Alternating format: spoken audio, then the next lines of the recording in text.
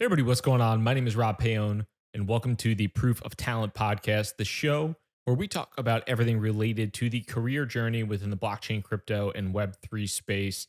Today, I have a really great interview. It is with Margaret Gabriel, who is the head of talent at CoinFund, one of the top and I guess longest standing venture funds in the crypto space. And we had a wide ranging discussion about not just recruiting, but the things that companies do around recruiting and the importance of them. And so, this topic I think is especially very useful for founders and people involved in the hiring process within organizations, but also something that is notable and helpful for job seekers and candidates because it is things that you can look for that help to demonstrate what a good company is doing and maybe what a company that you shouldn't be working at is doing. So this discussion. It started around recruiting, but it really delved into topics around just the general outlook of performance and engagement and culture and things of that sort that are really very important and things that you might not think about when you are recruiting or when you are looking for a new opportunity, but they are as important, if not more important, than the recruiting process itself. Before we hop into the interview, if you are looking for new opportunities within the crypto and Web3 space, if you're looking for that next job opportunity or the first one within the industry, please feel free to go to the Proof of Talent website. I'll put links below in the YouTube and podcast description. You can reach out, submit your resume there, and we can get back to you as quick as we possibly can. On the flip side, if your company is hiring, if you're looking to add talent, I will also put a link below in the YouTube and podcast description. Happy to have a conversation about how our team at Proof of Talent can help you to find great people for your organization. Let's hop into that interview now with Margaret Gabriel. Well, thanks, Margaret, for joining the Proof of Talent podcast. Really appreciate it. And you're somebody who's been in the talent space within the crypto industry now for quite a bit of time, from I think 2018 until now. How have things maybe changed in the space from a hiring perspective from 2018 until we are right now in August of 2023? Yeah, it's a complicated question in that there's a lot of different factors, of course, that come into hiring for any industry. So, market trends, the larger economic conditions. But for crypto specifically, the biggest change I see is just deeper and deeper expertise expected and required for roles. So, what I mean by that is when I was starting at Gemini in 2018 and building out helping, supporting, building out those teams. Um, our perspective essentially was crypto experience not always required. Pretty rare were we saying that somebody has to have deep crypto experience, and the expectation was that most people are not going to have crypto experience, and there's going to be great talent that we need to attract to the space overall. And we were at that point competing with other just Web 2 tech companies that were looking for great technical talent that were looking, and Gemini was fintech, so we're also competing with financial industry, the hedge funds of the world, the banks of the world. And so we were trying to not just pitch Gemini, but really pitch crypto to people who didn't have a ton of crypto experience or maybe just had experience in their own personal investing or their own personal interests. Things have definitely changed, especially as now in this role, as I'm supporting the hiring of our portfolio companies, all of whom, of course, are focused on crypto and Web3 initiatives, where the expectation is actually that they need crypto native people. Not for every role, not exclusively, but the expectation is that people have crypto in their vernacular. They have maybe potentially built some crypto experience from a professional standpoint, not just having deep passion for or investing in crypto themselves. So that is definitely the change, which is, again, just people, founders, and hiring managers needing to see people already having some crypto nativity. Yeah, it's a great point. It's been interesting over the past 4 years, 5 years now, seeing the number of entrants into the space, and then people have made changes or multiple changes in their career within the industry. So I think there's been a lot of learnings for those individuals along the way. One thing I'm curious about is I feel like you have an interesting perspective on this is the relationship between leadership development and hiring. Because I believe that's something you had a good bit of work on with both Gemini and with where you're at right now with CoinFund. I would love to just hear like how leadership development might, if at all, impact the hiring landscape internally for a company.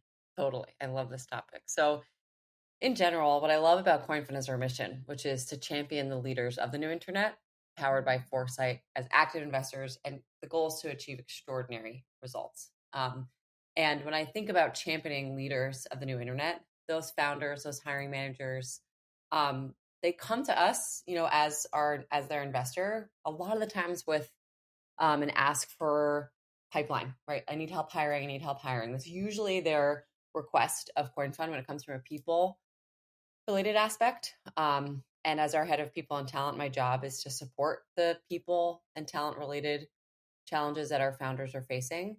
And what makes hiring, I think, really, really hard for hiring managers and for founders is that it's oftentimes, I think, looked at as a standalone initiative.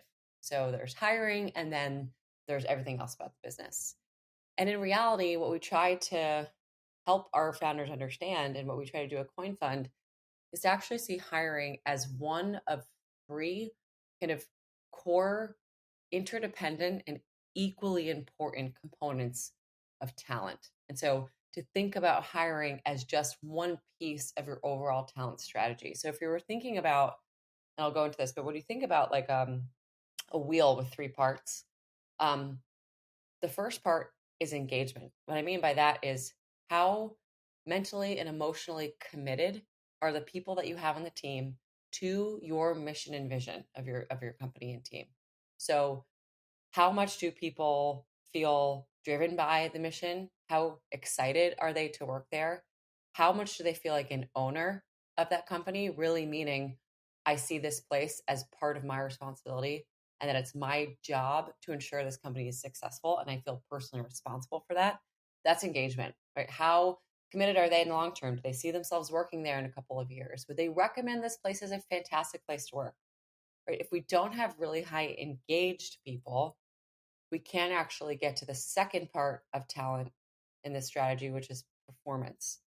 Really engaged teams tend to perform well because those people feel personally responsible and deeply connected to the company.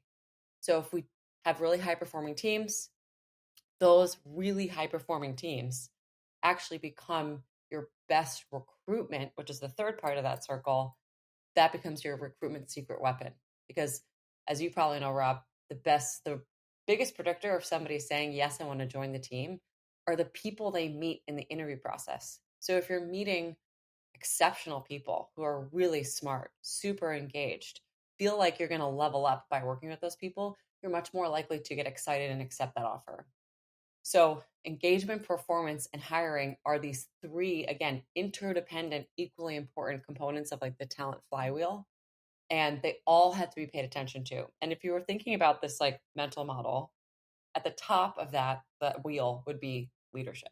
Right? So what I mean by that are, do the people who run the company, who make the decisions for the company, do they understand that it's their responsibility to be in action should any of those three components get dropped or lose momentum? If we lose engagement, we don't have high performers and it becomes really hard to recruit really good talent.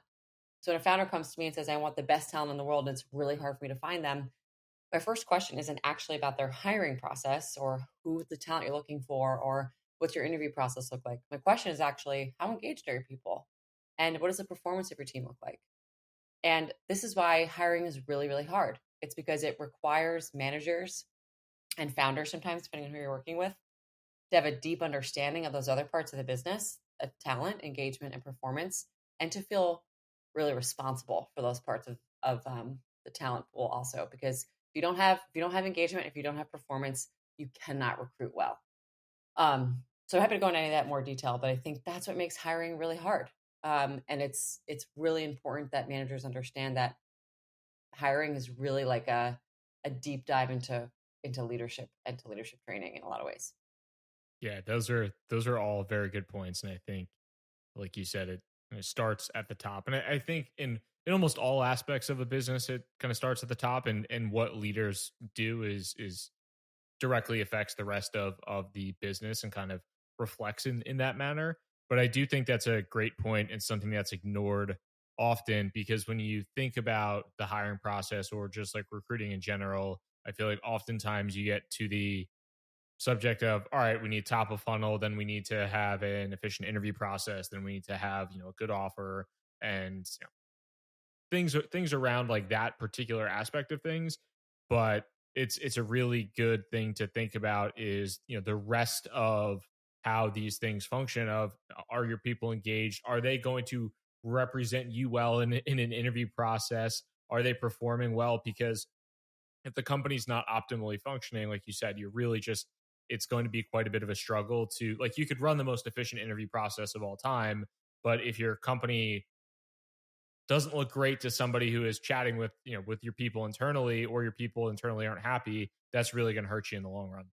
Totally. And to kind of piggyback on that a little bit, the other thing that's, you mentioned performance, and this is one of the most critical pieces too, is when, a hiring manager again comes to us or comes to their founder and says, I need to hire.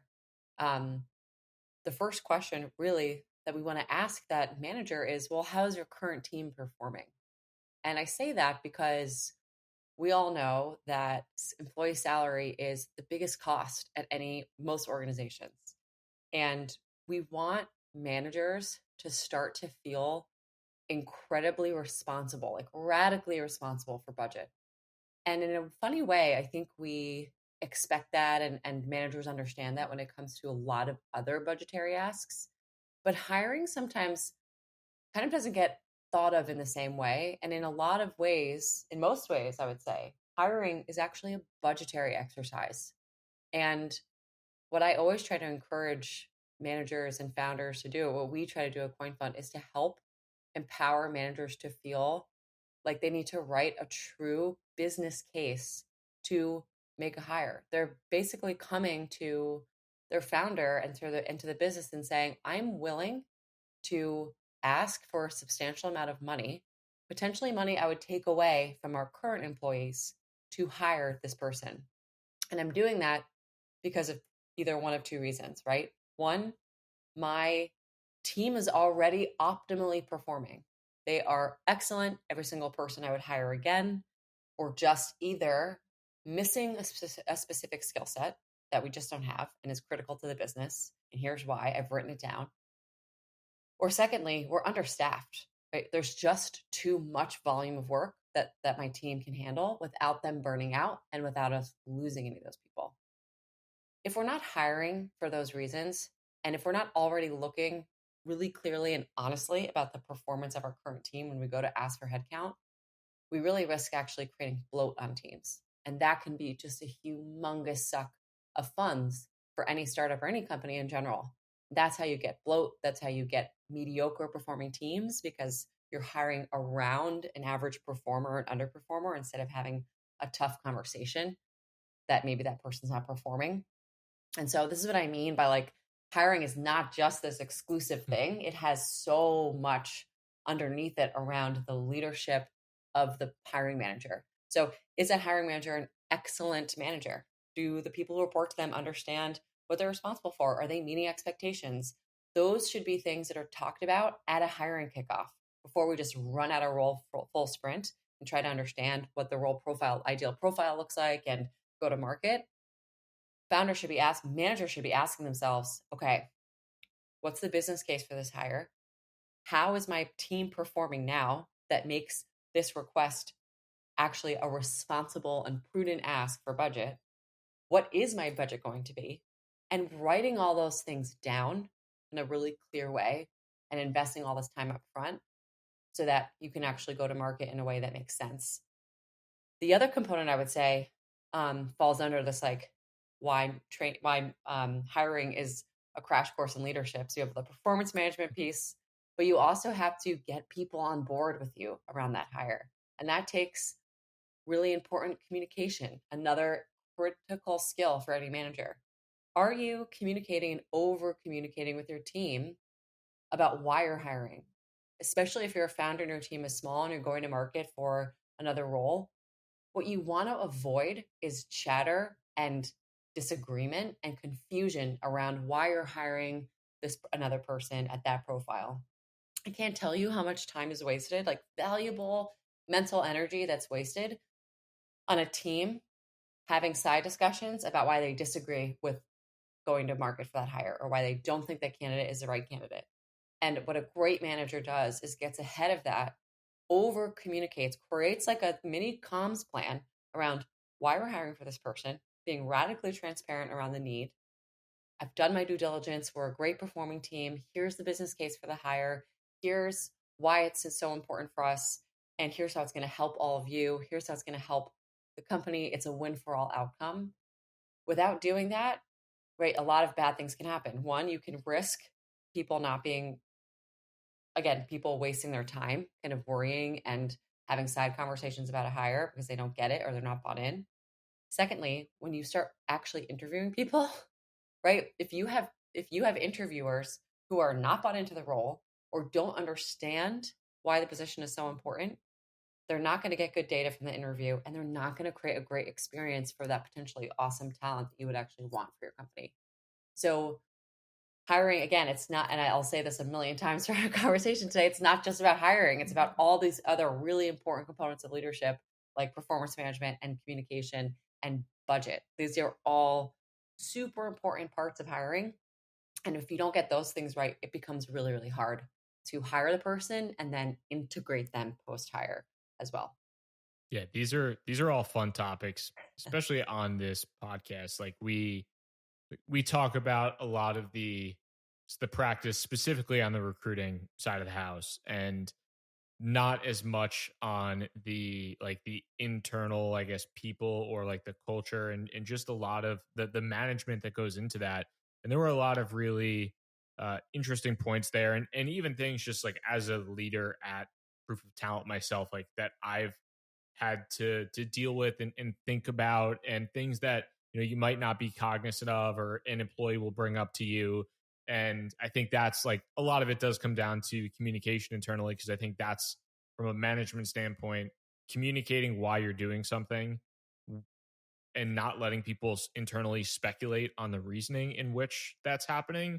Whether it's hiring somebody for another role, is it somebody that's going to take my job, is it somebody that's too senior or more Totally. senior than me and they're getting paid more. Like there are so many different factors I think that come into the discussion, and if you don't get ahead of that, like you said, then you can really allow issues to kind of fester where they don't need to be, Yeah, just if you had the chance to communicate more internally. 100%. And here's the reality that I think all leaders need to face, which is if you don't tell people, right, if you don't over communicate around why a decision is being made, people will make up the reason for you. It is very hard for anybody, especially an employee who is working probably really hard at your company and putting in sweat equity. It's really, really hard for people to live in uncertainty. It's very hard for anyone to say, I don't really know why we're hiring for that person. And maybe I should go, find out and put a one-on-one with my founder and ask why we're hiring that new CTO. That's not going to happen, right? Unless you're an unbelievably psychologically safe company. And if so, that's awesome. But people will make up the reasons for you. And they'll usually, just from Assume the like an worst. evolutionary standpoint, they're going to make up a bad reason. They're going to make up a reason that's threatening. They're going to be prepared for the worst. So again, it just like the goal, I think, of a lot of um, leaders should be to make the implicit explicit, to not assume that anybody understands why you're hiring for who you're hiring, and to try your best to remove any valuable, like mental rent that's being taken up by topics that just don't need to exist, like chatter about a hire that because you're not being clear. um, this is especially important, Rob, I would say, when we're talking about senior hires. So Mhm. this gets like amplified, like the amp goes up a lot when you're talking about hiring for senior people or layering somebody, all those complex people pieces. Those searches are really, really hard if all of this like post like the investment part of setting out the plan for the hire don't happen. So really have to over communicate those things too. Yeah, that's totally agree in terms of the seniority and how that ratchets up, especially because there's so many multiple layers there. One of the things I'm curious on, because performance being one of those kind of key pillars that coincides with hiring. How do you think about, like, how should a founder or just somebody in the management standpoint, like how should they view that crossover between performance management and hiring? And do you have any specific, I guess, words of wisdom or pieces of advice on how performance management like relates more to the hiring process? Absolutely. So I think almost like what we're talking about in terms of having a kickoff to a hire being really, really clear, requiring managers to literally write down and document why they're making a hire, the business case, the budget they plan on spending, holding people accountable to that in writing is super important. It creates like a sense of real responsibility for managers. I would say it's really important to replicate that for performance. It is really hard for people to perform well if they don't know what's expected of them. And when people don't know what's expected of them, sometimes they actually think they're performing really well and you don't.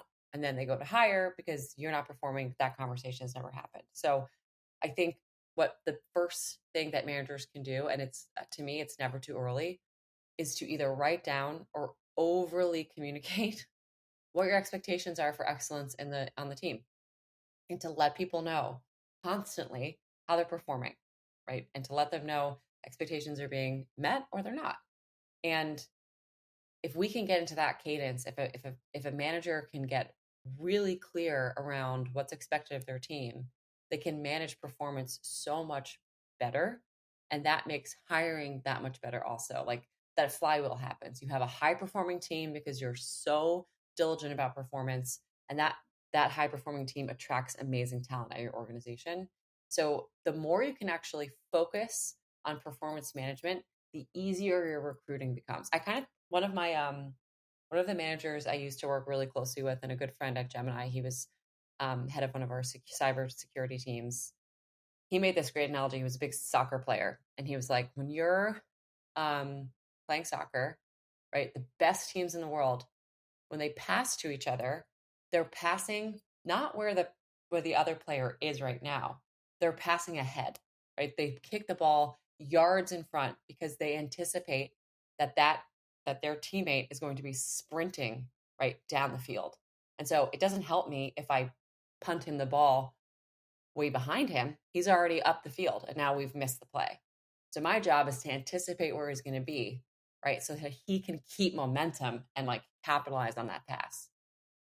You want to think about and like investing in the performance of your team and hiring and engagement in that same way, right? We need, and this is like why we talk about foresight as part of our brand at Gemini.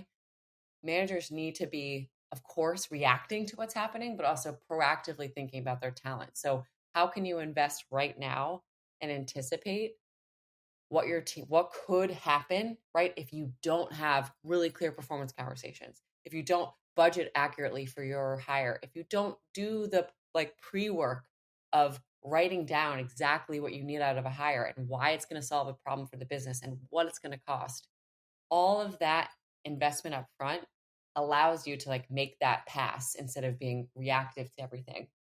So I would say if we can like constantly just document, document, document, and have like pause with your executive team. I know it sounds like no one ever has enough time, but if you can sit down with your executive team and write down, what do we expect of people? Like, what does it mean at our company to be a high performer? It means something different for every company. What do we mean? And then how can we communicate that to people so that they're also really clear on what high performance looks like?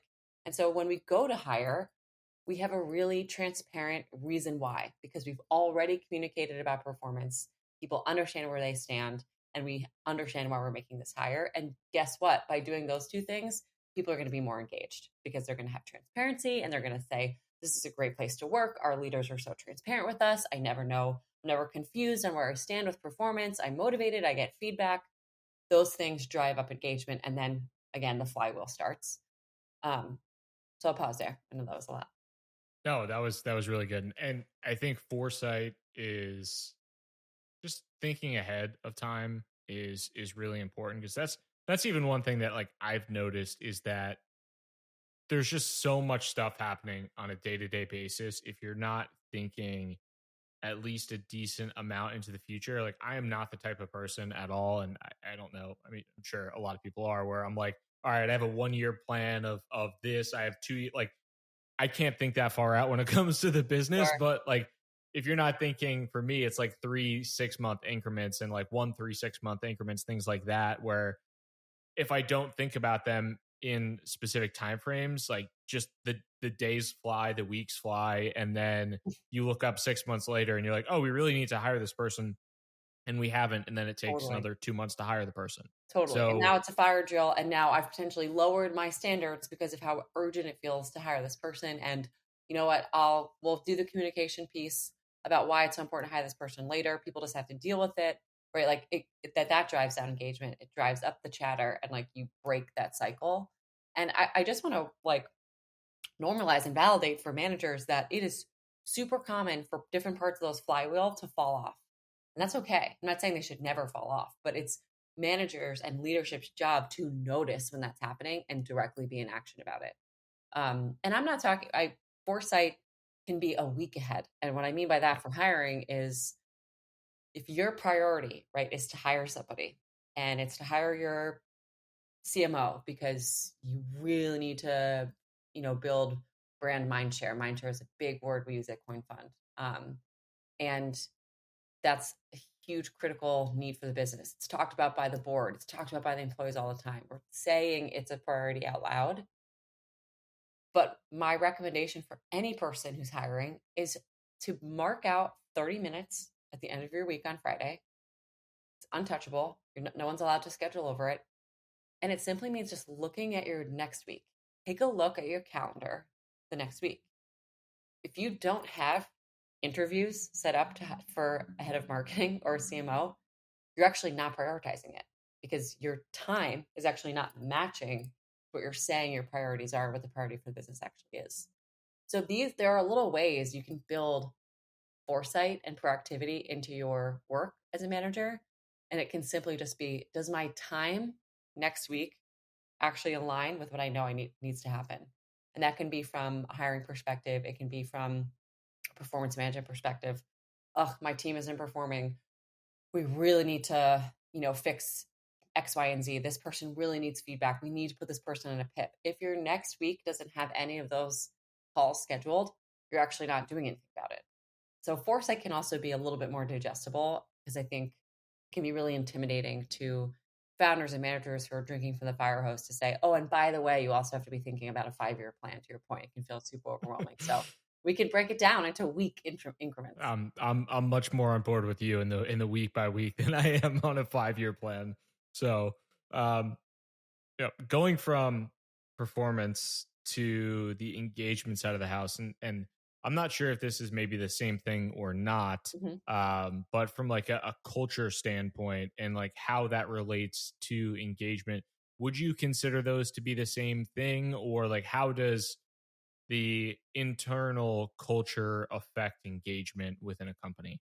Yeah, it's a really, really good question. And I know these things can feel like a little esoteric. Um, I think that if I were to define culture, I think culture is all about what it feels like to work at the company. So, what I mean by that is how do we speak to each other? What are our company values? And are those written down, by the way? And do we actually live by those values? Do we hire by those values and performance manage by those values? How do people make decisions at the company? So, we're decision makers, and am I empowered to make a decision, or do things always funnel up to the executive team? Are we flat? Are we not flat? How do we interact? Do we work from home? Are we in the same building? Right? Those. How do people dress? Like those are all like real components of culture. Are we transparent? And I think like that is actually that transparency piece has an interesting dovetail into engagement. So Mm. when I define engagement, I think about that differently, which is somebody's emotional or mental commitment to the company. So, of course, high engagement and high cult and like great culture are they absolutely impact each other. But And usually companies with great cultures tend to have a higher level of engagement, because it's wonderful to work there and people treat each other well, or at least they treat each other in a way that that person likes to be treated because they've decided to join a specific type of culture. So a culture at Bridgewater looks very different than a culture at CoinFund. That looks very different than a culture at Google. All of those things feel different. All those places feel different when you're working. But engagement, actually, how you measure engagement stays the same despite the culture, which is, again, how committed do people feel to the company? You want to think about engagement, Rob, almost like the net promoter score of your employees. So if you were building a product, the net promoter score would be for your customer, and they would say, you would ask them, how likely are you to recommend this product to the next person? If you go onto Amazon and read all of the reviews about a product, like, what do those reviews look like? That's kind of what we think about with engagement. With engagement, your people are kind of like your customers, and they're sharing, here's what it feels like to work here. Here's how engaged I am. Here's how committed I am to the company. I see myself working here. If I met the most talented person in the world, I would beg them to come work with us because it's such a great place to work. That's what we mean by engagement.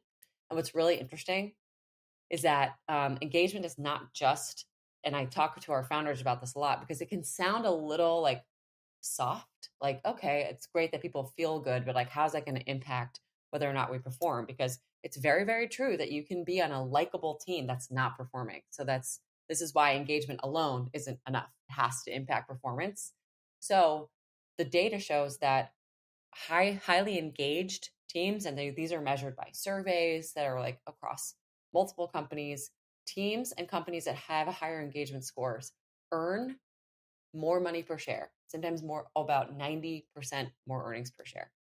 And so it actually has a direct impact on the success of the company, which makes sense, right? If people are happy and they're committed and they feel like this is a place I want to spend time and I feel responsible, it makes sense that they'd probably be a higher performing team, recruit better talent, all the things that we know actually produce business outcome. But then interestingly, this is going to make such a nice like bow to the way we start this conversation. But what's really interesting is that then people will ask, okay, well, if we know that higher engagement leads to more earnings for a company, what's the biggest predictor of a team having high engagement? What's the one thing that if we had to work on would definitely mean that we would get a higher engaged team? And again, the data shows one thing outperforms all of the is the most predictive measure of high engaged teams, which is people's manager.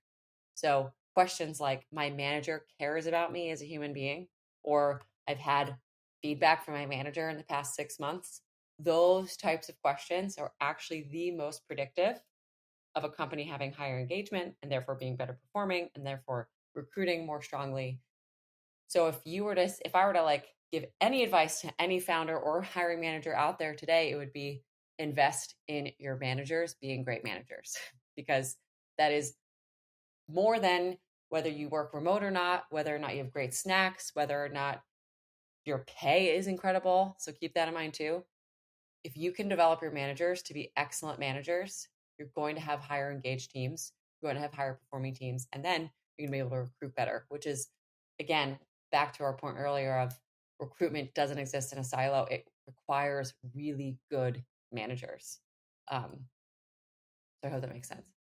Yeah, that 100% made sense. And I think even like taking it back to recruitment now, because one of the things I think is interesting on the engagement aspect is, and I 100% agree with you. I think it's very, and this is mostly anecdotal on my end. Like I'm not super fancy with like net promoter scores internally or anything like that, but the people that enjoy what they do typically perform the best. The people that want to, there sometimes you have situations where some people really love what they do and some people just for whatever reason don't. And that might be through the fault of the company, that might be the individual, some combination of it. But if you have those engaged individuals, I think that they are clearly folks that you can build a company around and that will have a higher likelihood. They might not always, like you said, they might not always perform perfectly. You can like your job and still be not very good at it at all. But I think there's a higher likelihood of that individual doing very well at it if they do actually like what they do for a living. However, going to that, And I'm not sure if you feel the same way, but I think it kind of looping back into the recruiting side of the house kind of goes towards how you present the company in the recruiting process, because I think you can't always tell right off the bat or in an interview process, no matter how good it is, if somebody is going to maybe be engaged. But do you think that there are things you can do in the interview process itself, be it questions or just ways in which you present your company to make it like very clear, like, hey, this is the type of this is the type of culture that we have, this is the type of employee that we have that's engaged here? Or is it just as simple as meet the people on the team, and if you vibe with them, then you're going to be an engaged employee here too? Totally. In this, I think there's like, this is an interesting topic because the manager in recruiting, we're always balancing between like recruiting and selling, right? So we're constantly trying to evaluate and assess who's going to be the right talent for this hire and for us and for our culture and for who's going to drive up engagement and performance on our team, right? So you want to be thinking, okay, now that I have this talent lens that I'm thinking through, I'm going to start asking questions that evaluate whether or not this person is also going to drive up engagement. They're going to drive up the performance of the team. They're going to come in and elevate everybody from a talent perspective. You want to be then crafting questions that are not just about the role, right, but are about like how the person performs the role and to assess if they're going to be like value additive in those talent areas. Are they a great recruiter? Do they interview really well? Or those are the types of questions you want to ask too. But so you're evaluating candidates, they're also evaluating you, and you are starting to sell candidates that you really especially love. I'm a big believer that every candidate should be sold because it's super important for your employer brand. You want candidates, even if they are very, very far away from the mark of what you're going to hire, and you know from the second you're interviewing them that it's not going to be the right hire, you should still sell those people because those people talk to other talent, and you want to build that reputation amongst everybody that you're an excellent place to work and a really smart place to work, and the people are going to grow and be excited about working here. The right talent, of course, for your organization. So, in terms of them understanding a little bit more about you and your culture, I'm a huge fan of like show me, don't tell me. To your point about like meeting more people, and I think that can depending on your company culture, that can take a lot of different forms. That can mean, hey, outside of the interview process, you and I are going to go get dinner, and we're going to like have a real conversation, or I want you to meet this other person on the team that has nothing to do with my team. They're on a completely separate team. They're on the finance team, and I want you to go meet that person and see what it's like to work here from their perspective, having nothing to do with the product that you're going to be working on. Maybe it means, hey, we're actually going to a company happy hour, and we'd love for you to join and just come and see what it's like to work to be out in the world with us. Um, that could mean literally having them sign an NDA and come to a team meeting you have and see like this is how we operate. This is the way that we make decisions. This is how we communicate. Of course, all of that depends on your leadership and your culture and your comfort with transparency. But I think it's 100% show don't tell, because just like I was saying with the example of saying something's a priority but then not having your calendar match it, you can tell a candidate all day long what you know they'd love to hear about how great your company is, but the best way for them to really know it is to show them. Absolutely. And I could probably talk to you about this stuff all day long because I think there's so much to go into it. But you mentioned obviously the importance of managers in the employee experience, and kind of what's the make or break um, aspect of how a manager manages. I'm curious if there's any advice or anything there in particular that you've seen be successful in terms of helping. Let's say it's a new somebody gets promoted from an individual contributor role to a management position, or it is just a new hire externally, and you want to help them improve to be a manager. Like, what are the ways that companies can make sure that their managers are as good as they need to be or better to be successful? Yeah, I have a pretty simple answer to that, which is you need to train people and people need to get trained. And that doesn't have to be a formal training that you pay a lot of money for somebody to come in and run a course. That could mean shadowing a manager at the company who does this really well. That could mean, hey, you're promoted to manager at a company. Here are two books you absolutely need to read.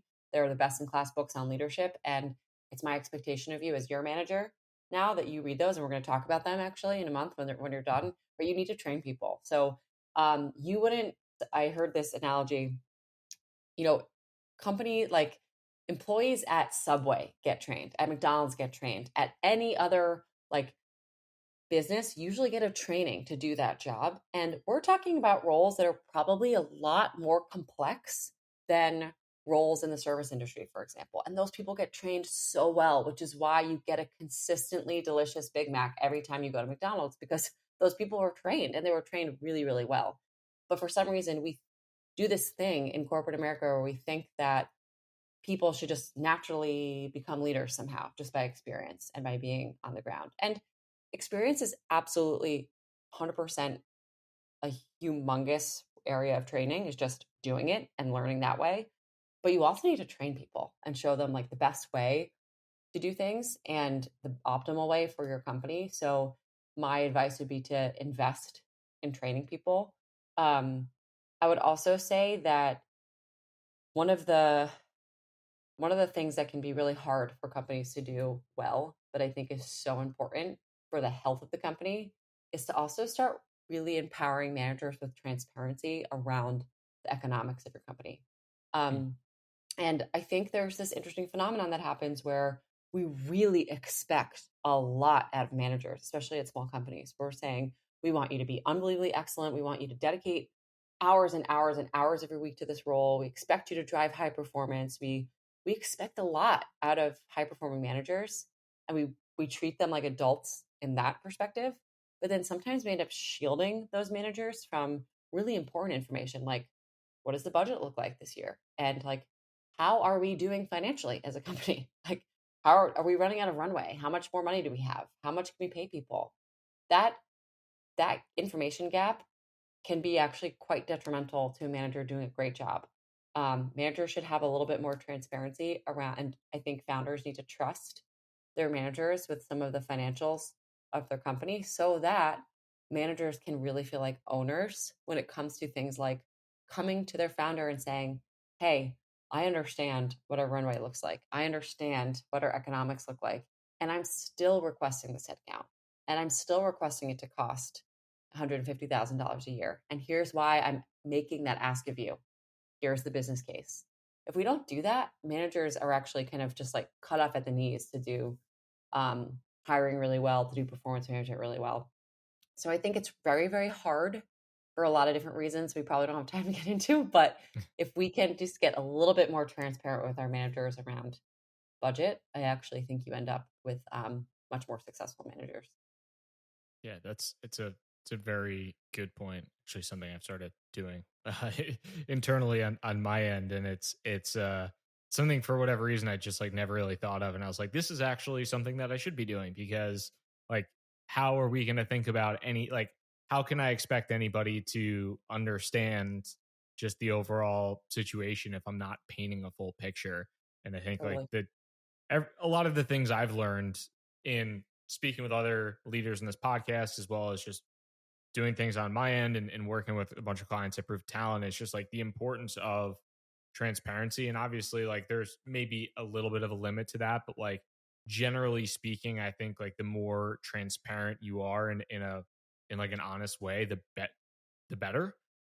So I think that's something that is, especially in an industry right now where it's had its ups and downs, and there's been so many negative things that have happened over the past year, giving people like that level of just depth of understanding, I feel like is a lot more.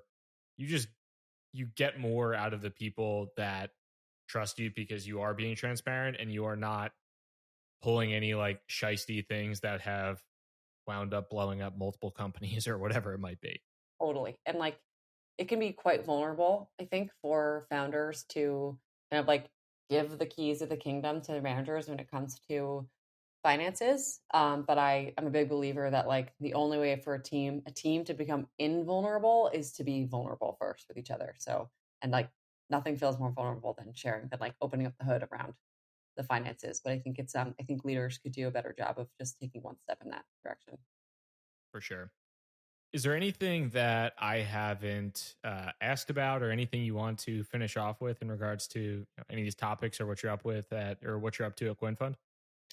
Yeah, I would just say, if we're interested, if you're somebody who is fascinated or interested in crypto, we have over 100 portfolio companies who are absolutely incredible. I can attest to the partnership we have with our founders, that these are visionary, unbelievable founders doing just insanely exciting things to just transform um, how we use the internet, how we interact with the global economy. And if talent out there is interested in making this move, um, it's just an exciting place to be. And we have a lot of exciting roles open within our portfolio. So we'd love to hear from talent who might be interested.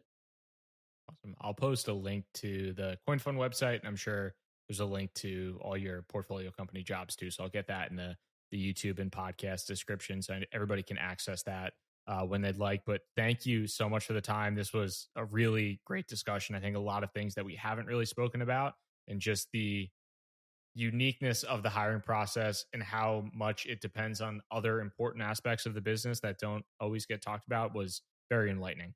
Thanks, Rob. It was a pleasure. Thanks for Thank having you. me. Take care.